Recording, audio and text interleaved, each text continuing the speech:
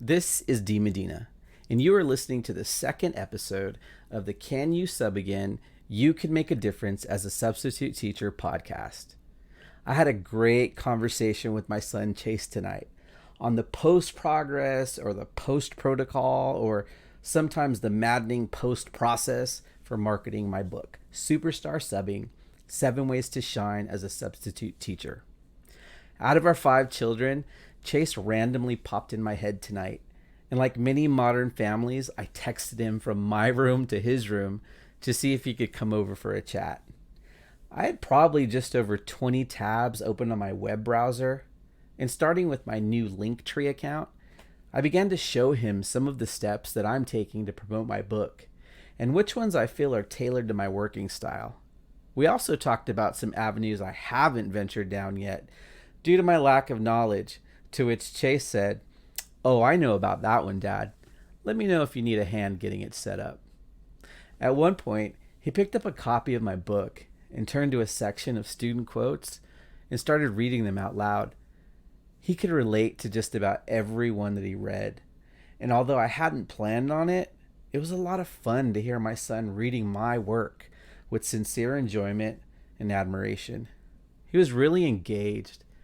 And as a busy 7th grader, what I thought would be a 2-minute chat turned into a 30-minute back and forth, not only about what I was working on, but about the highs and lows of his week.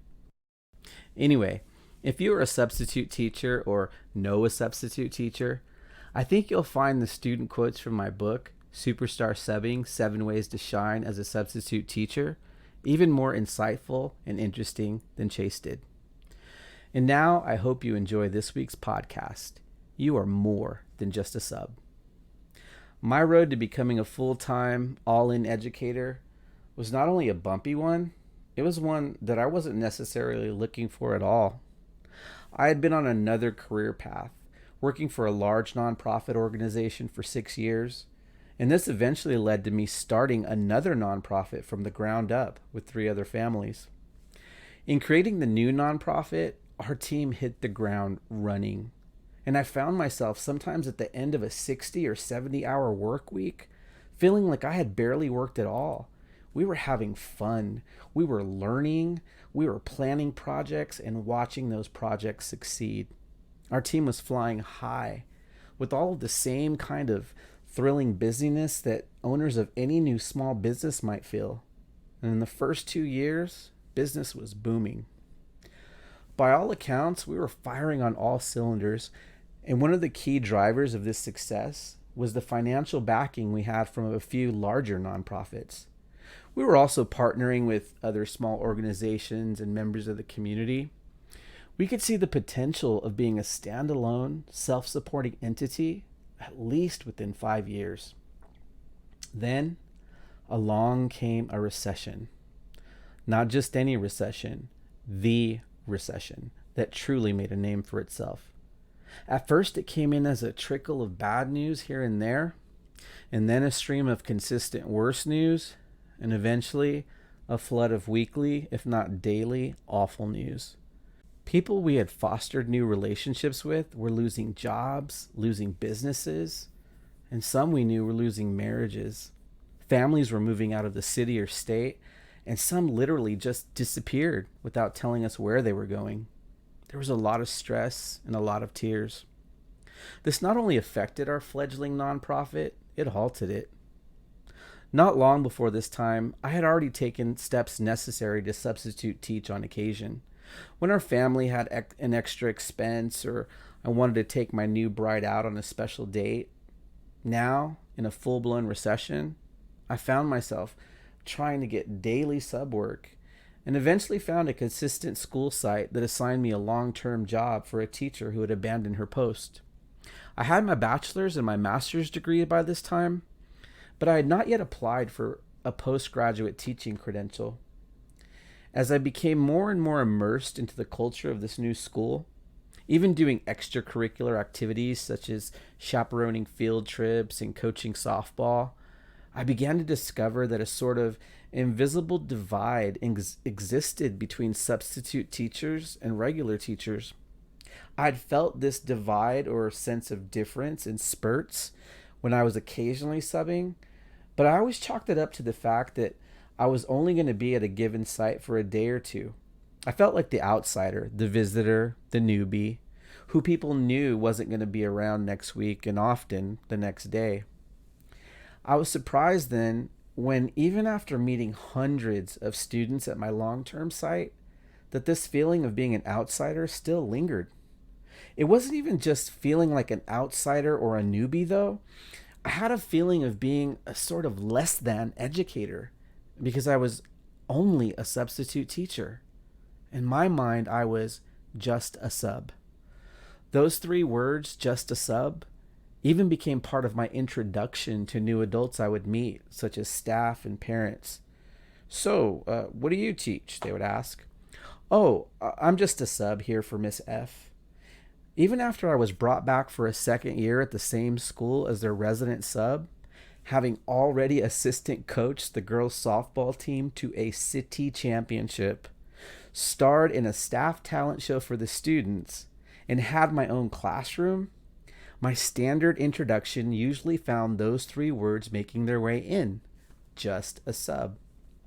Up to this point, I had founded a nonprofit, I was a beloved husband, a caring father, and I was the first person in my family to graduate from college, not only with a BA, but also with an MA. And yet I couldn't shake the feeling that I was just a sub. Finally, in my third year at the same school, in a new long-term assignment, a vice principal came to visit my classroom during my conference period. "How are you doing?" she asked with a smile. "Great, how are you?" She replied, "Busy, always busy. Hey, I wanted to talk to you really quick about what your plans might be to become a teacher." "Really?" I replied, wondering where this was coming from. "To be honest, I'm not sure I want to become a teacher." She looked at her watch and then said, "Well, for what it's worth, you're subbing better than many of our teachers are teaching. And that info stays here. But I've seen you here every day now for 3 years, and you're probably making 1/3 of what the teachers are making, no health benefits, and your classroom management and rapport is some of the best I've ever seen." She gave another quick glance at her watch and said, "So think about it, okay?" "Okay, thank you, I will," I said as I watched her leave. I remember sitting on top of one of my students' desks in an empty classroom, and I was just thinking about her words. I was searching my memories to see if they reflected her assessment. I wasn't going to go down the road of comparing myself to other teachers and whether or not I was quote unquote better. And I already knew about the salary and the benefit contrasts, which were fine at the time since I knew I could come and go as a sub and I wasn't subjected to classroom observation and reviews and basically had the freedom to roam. But what I could think on was the classroom management and rapport. Even if I was just a sub in my mind, the kids now simply knew me as Mr. Medina. Even in the toughest classes, I had developed my own system for getting things on track. In fact, I would often have regular staff teachers send their timeout kids to my class. That had never really hit me before the vice principal's visit. Full-time credentialed teachers were sending their kids that they couldn't control to the sub's room because they knew he could handle it. Students and teachers knew I was coaching and dancing like a fool in talent shows, and these things added to the rapport I was building in class. And what everything boiled down to was that I loved and cared for students. One teacher even remarked, "All I keep hearing is that you are good for kids." And even if I was insecurely calling myself just a sub to adults, I approached students with nothing less than a compassionate full-time teacher's effort. So why is this important? Well, I hope it has some importance to someone listening, because the following year after my encouraging visit from the vice principal, I did enroll in a credentialing program. 6 months after enrolling, I got my first job as a full-time, full-pay, full benefits, regular teacher. I was teaching on an intern credential backed by my university, And I even got to do my student teaching in my own classroom with the mentor teacher helping me at every turn. And in my first year as a teacher, when I would meet substitutes, it wasn't long before I realized the divide causing me to use the words just a sub had not only been in my mind, but they were in the minds of other subs as well. I literally met subs who used those exact same words. Well, right now I'm just a sub, or I'm just subbing and covering for.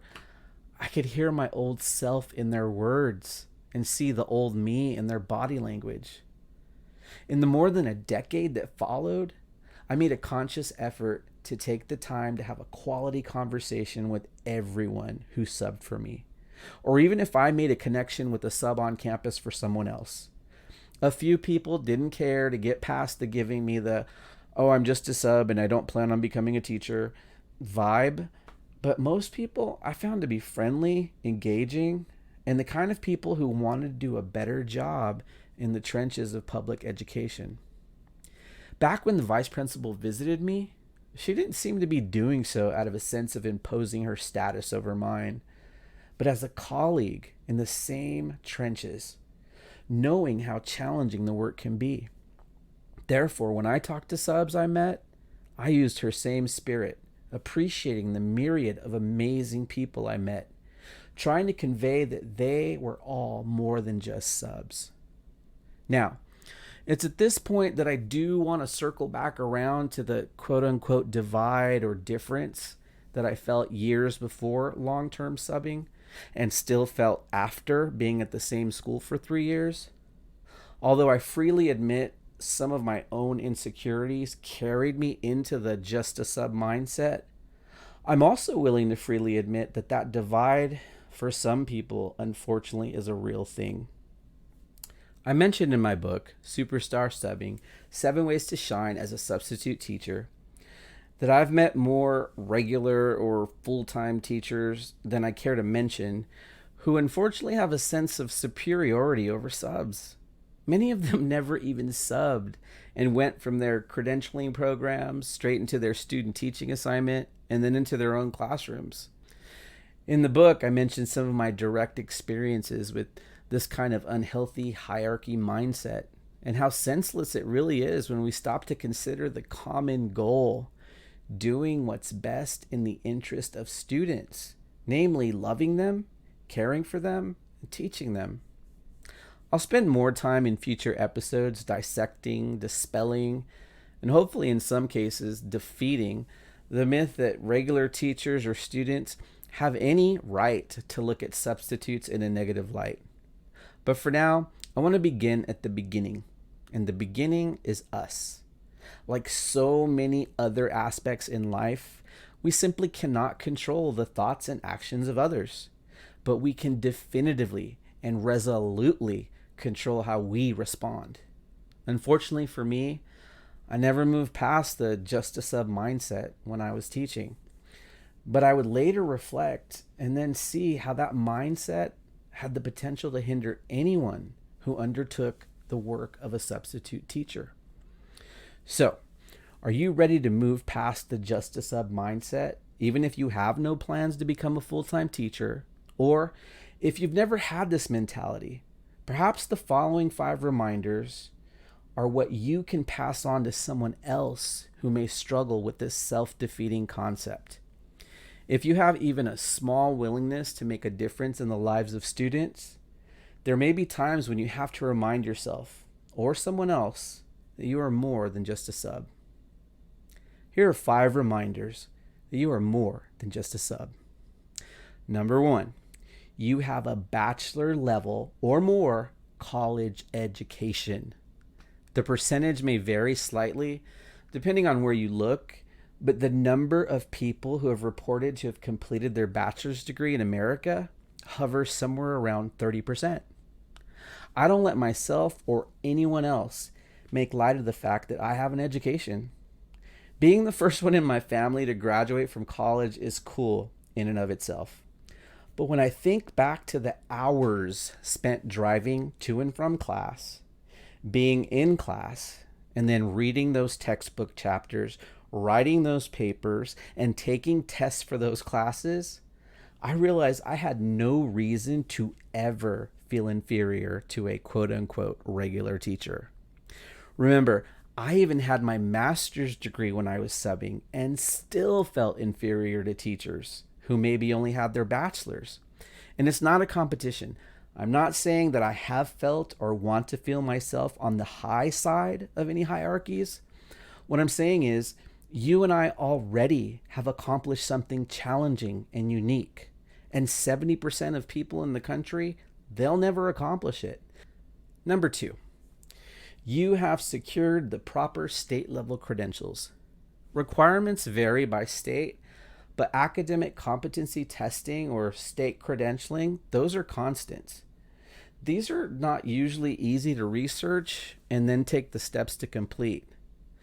I remember being glad when I could finally get my cashier's check or money order to send to the state, but that was after I had studied to take our state's competency test.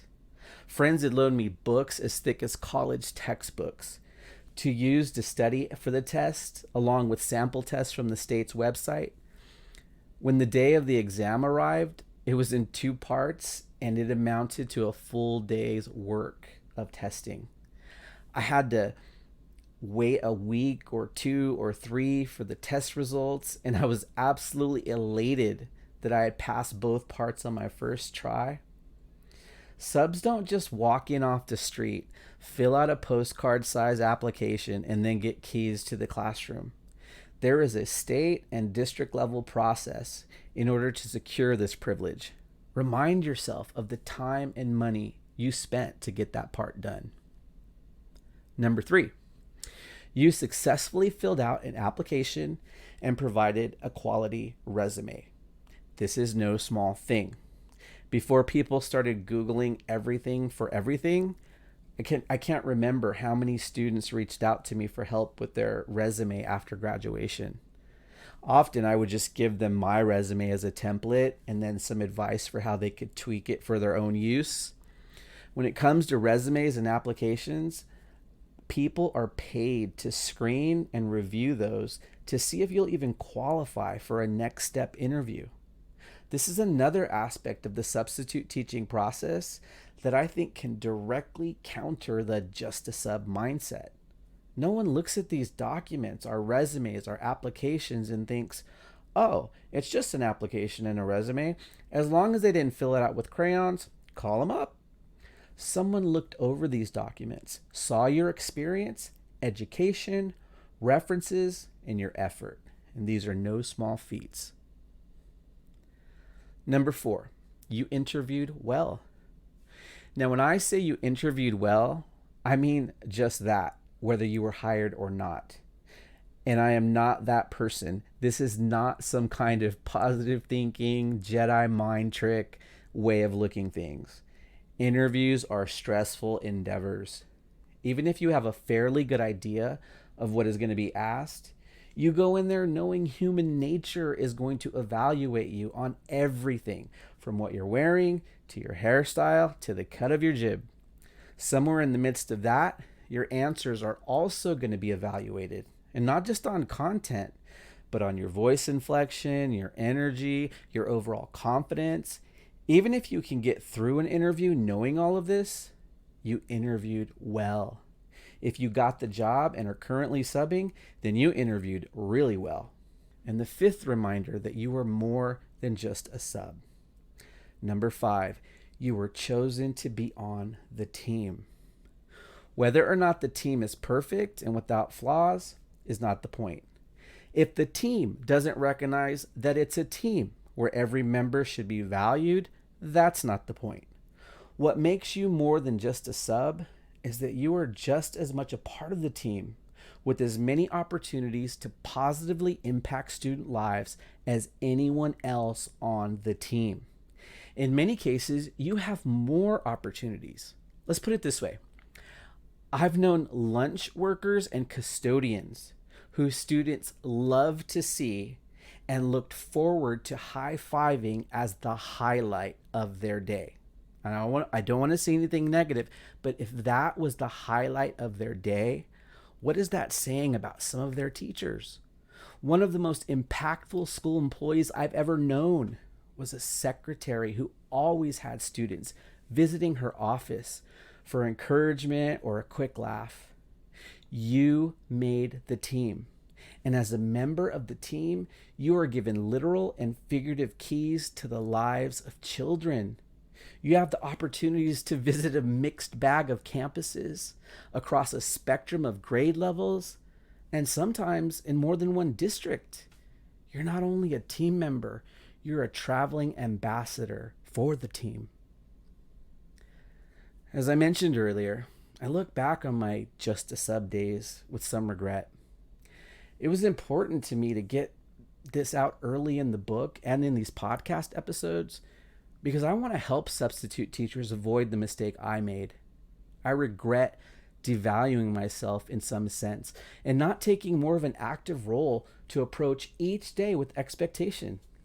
I didn't have a traveling ambassador mindset and was not looking at how I could encourage and uplift kids who may be struggling.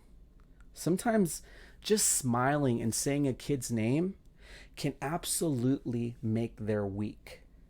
And even after I was doing things like coaching and looking to be involved in the extras, I wasn't seeking out kids to encourage on an hour by hour, or day by day, or even a week by week basis. It was almost as though I thought, since I'm just a sub, I can't purposely set out to reach kids until I have that full-time moniker.